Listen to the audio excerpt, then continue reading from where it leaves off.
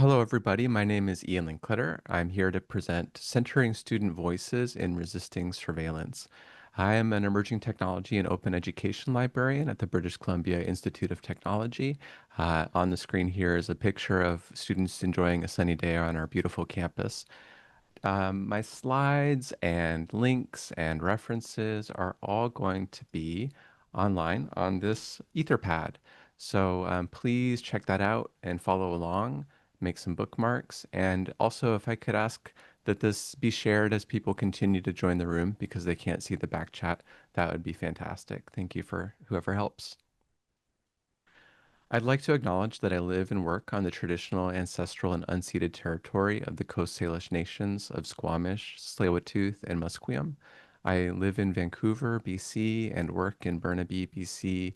And as I reflect on 20 years this month since I immigrated to Canada, I acknowledge that I'm a part of a long history of settlement in a country that has attempted cultural genocide against First Nations and Indigenous peoples as recently as 1996 is when the last residential school closed. So I'm grateful for all of the knowledge that I've gained and commit to the truth and reconciliation calls to action to do even more.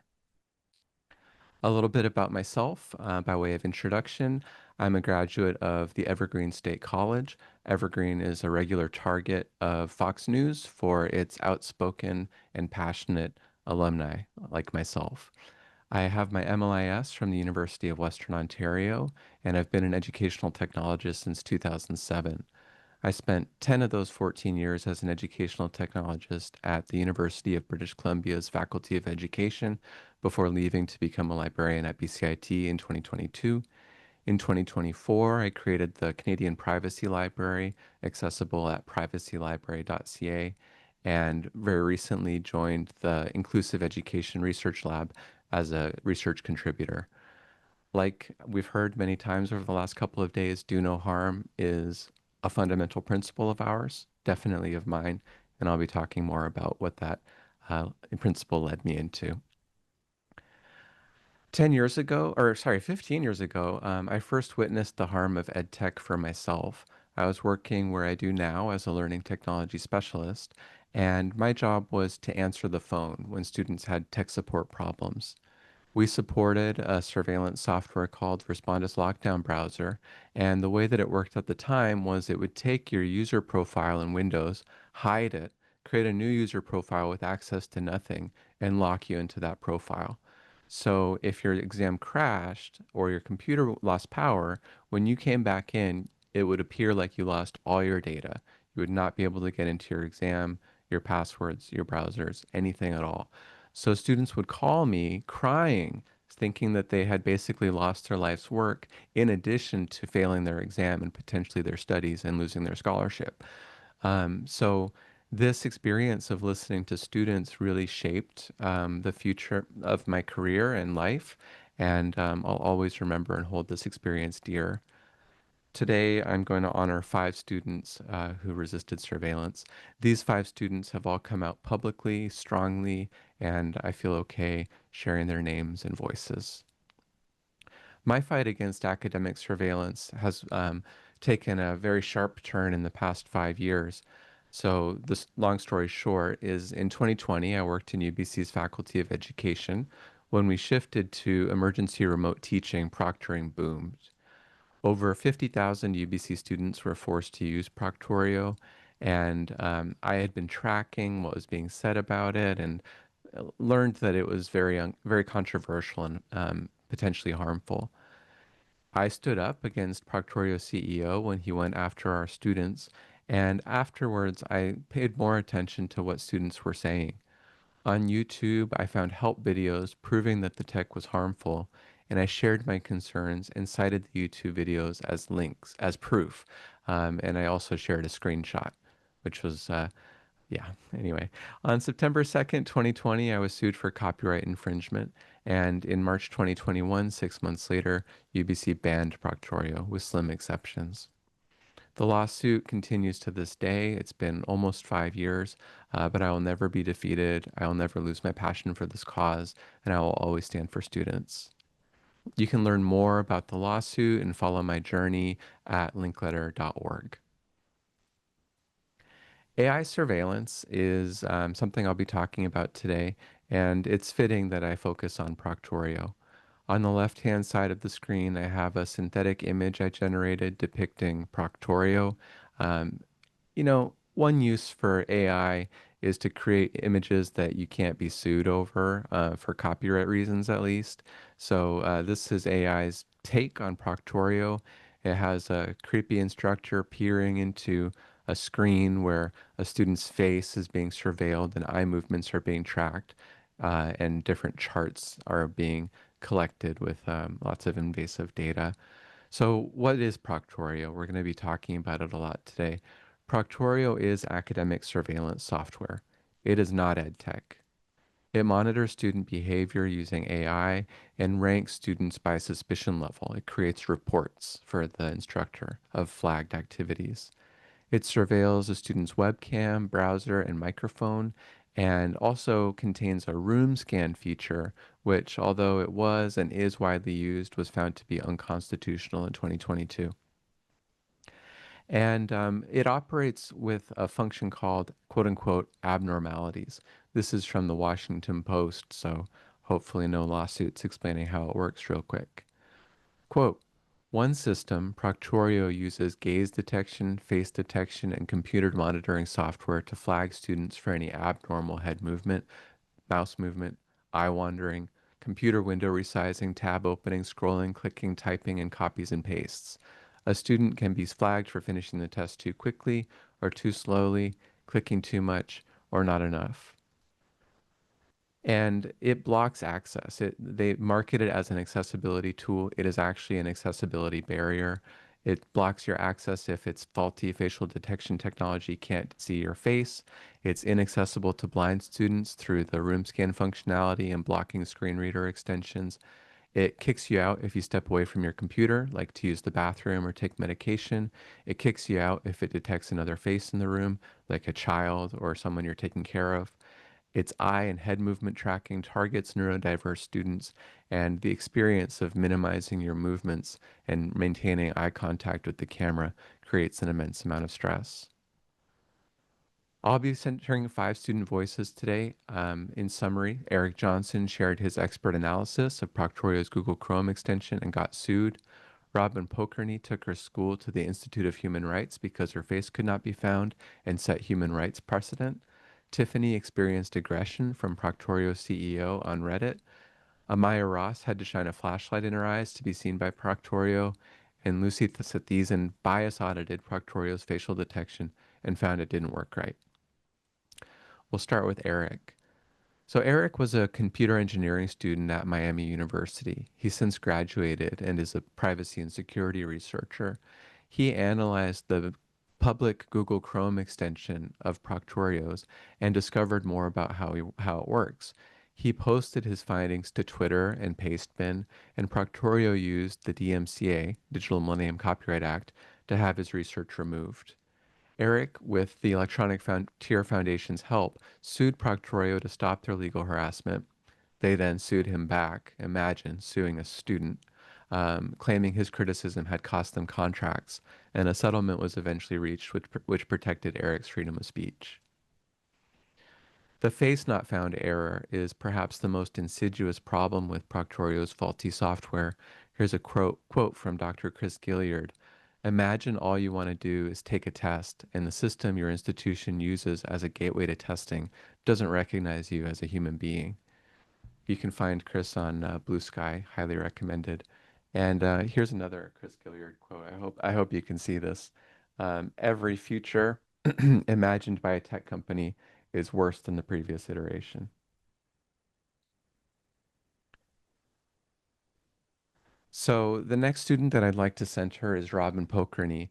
Robin has an amazing TEDx talk where she shares her story in great detail, and I encourage you to read it, to watch it. It's in my links. But in 2020, Robin was a student at VU Amsterdam University. There's a photo here, a screenshot here. It's actually a photo of a screen with a very low resolution screen grab from her webcam. And I can see her face very clearly in all three of the screen grabs, but you can see from the screenshot that two of the three images were not detected as a face. And the message says, "Oh no, we're having a little trouble seeing you." So this happened when Robin was required to use Proctorio for an online exam. It couldn't detect her face, blocking her access. And eventually she took her glasses off and shined a bright light in her eyes, and that worked. But she complained to her university, and they didn't listen to her. And she filed a complaint with the Dutch Institute for Human Rights. Hans de Zwart and Naomi Appelman of the Racism and Technology Center supported her journey, helping vouch for her credibility and speak to journalists about what was going on. Robin is also a member of the Racism and Technology Center, and you can check out their site.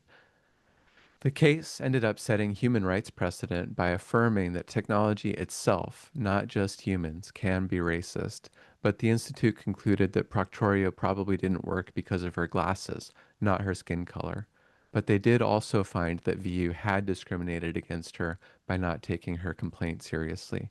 You can learn a lot more about Robin's case at the Racism and Technology Center website. And here's a photo. I'm so honored to have been able to meet Hans and Robin on a trip in 2023 to Amsterdam. So here we are standing against surveillance together with cranes coming out of our head on the Amsterdam waterfront. Amaya Ross is the next student I'd like to talk about. Amaya, with the Mozilla Foundation, produced a video called Amaya's Flashlight. You can see a claymation depiction of Amaya here and the text, "Why can't technology see me?" The video's on YouTube. It's about 1 minute and 30 seconds. And again, we have a screenshot here of Proctorio failing to see Amaya's face 7 out of 9 times. This is very low resolution. I can see her face perfectly all 9 times. This is the importance of having humans in the loop instead of AI making all the decisions, as humans can see each other. The next student is Lucy Sathiesan. Lucy also went to Miami University, and she analyzed public source code of Proctorios and found that they were using an open source facial recognition software called OpenCV, Open Computer Vision.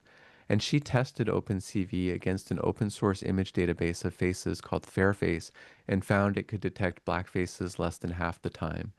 Proctorio claims, without evidence, in a blog attacking her research, that this finding has been debunked, but in fact it hasn't. Here on the right is Lucy's chart showing that black faces could be seen less than 50% of the time, while other faces could be seen closer to 75% of the time. And it hasn't been debunked, this research. There's brand new research that just came out showing that OpenCV is biased. The abstract states that failure rates increased from just 0.28% for subjects with the lightest skin in our sample to 24.34% for subjects with the darkest, controlling for other factors. There's an image from the article here showing three gentlemen wearing face coverings, glasses, um, three black gentlemen wearing head coverings and glasses, and you can see that the FTDR, or failure to detect rate, is over 75% for all three. And then we have three lighter-skinned individuals not wearing glasses or head coverings, and the failure to detect rate is under 0.5%. So about 150 times difference. The next student I want to talk about is Tiffany. Tiffany was part of a incident that happened in UBC's subreddit. So in 2020, she was a second-year UBC student and posted to the UBC subreddit about poor Proctorio support. She claimed she had been ditched in a time of need. The CEO of Proctorio, Mike Olson, popped into the subreddit full of students and posted her support chat logs as revenge. He wrote, "If you're gonna lie, bro, don't do it when the company clearly has an entire transcript of your conversation. Shame on you." And the timestamps that he posted actually proved that the student was right. It took over 10 minutes for the support desk to say hi and another 5 minutes for them to make their first suggestion to reinstall Google Chrome. Tiffany told Nora Kaplan-Bricker of The New Yorker he was trying to get me to devillainize him and to say it's been resolved when it hadn't been. This infuriated me and my bystander intervention got results. I took what happened on Reddit to Twitter, where a lot of us used to spend time, and wrote, I'm agitated tonight because the CEO of Proctorio attacked a student in my university's subreddit, calling them a liar and posting their chat support logs. Many examples of this online. Unacceptable behavior. One sloppy control F away from breaking the law. A lot of people saw this at my institution and beyond, and it led to the CEO apologizing and removing the transcript. He writes, I removed the transcript. You don't need to prove anything. Apologies for posting it. Seriously, send me a message if I can help. And this incident became international news because of the shocking privacy breach that it represented. The Guardian Australia's headline was CEO of exam monitoring software Proctorio apologizes for posting students' chat logs on Reddit. I'm going to speed up a little bit here as I look at the time. So after this happened, I started paying closer attention to what students were saying about Proctorio by simply searching for the word Proctorio on Twitter every day or two. And I couldn't believe what I was seeing. I had never seen something like this before. Some example tweets from 2020 and 2021 include Proctorio flagged me for crying. I hope my professor enjoys watching me cry while I take my exam on Proctorio. I hope Proctorio doesn't flag the part where I cry in the middle of my chem test. The setup for Proctorio is so much and so complicated. I want to cry. I hate this so much. Does Proctorio flag you if you cry through your exam? And there was a whole lot worse. My voice is faltering a little bit as I explain what I was seeing. I couldn't look away, and I felt like I was in a war zone developing a 1,000-yard stare. Um, so I decided to do something about this and help center the student voices that I was seeing and hearing. I first talked to my sister-in-law, a very talented artist named Gabrielle Haynes. You can see her art at gabriellehaynes.com. And I commissioned some art of a student with a tear coming down their eye, looking into a webcam, surrounded with a red recording ring. It's a very haunting image. And you can see what I did with this image. I made a Twitter account. I still call it Twitter because that's when all of this took place. You can see this account at twitter.com/Procterio, obviously a parody. And here's the story of Procterio. So I created the account in August 2020, and I gave it the bio, academic surveillance software makes me cry, retweeting evidence of emotional harm. Every day, more harm. Listen to students. This was useful resources for journalists covering the issue, and it was talked about in the New Yorker, Washington Post, The Guardian, and Vice. The rules for this account were as follows. Search Twitter for Proctorio regularly. Retweet students. Show them they are not alone because they can follow their tweet back to the account full of similar complaints. Maintain a chronological record of harm. When you go there, it's day by day. Don't retweet personal attacks or threats. Don't retweet things that are inaccurate.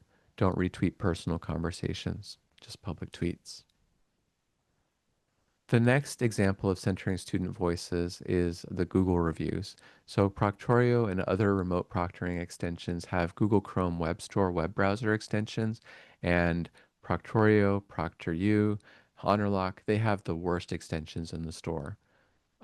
Thousands of students have reviewed Proctorio as 1 star, and I flagged over 1,600 instances of students reporting emotional harm, technical faults, and evasions of privacy.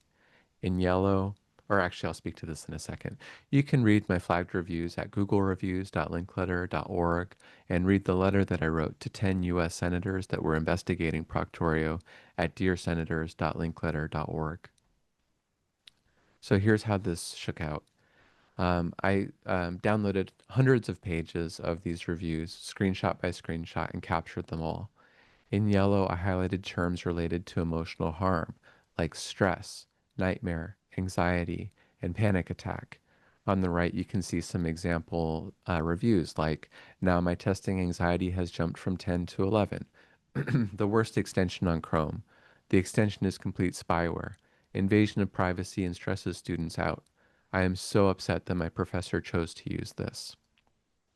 In orange, I flagged reliability and quality issues like bugs, crashes, glitches.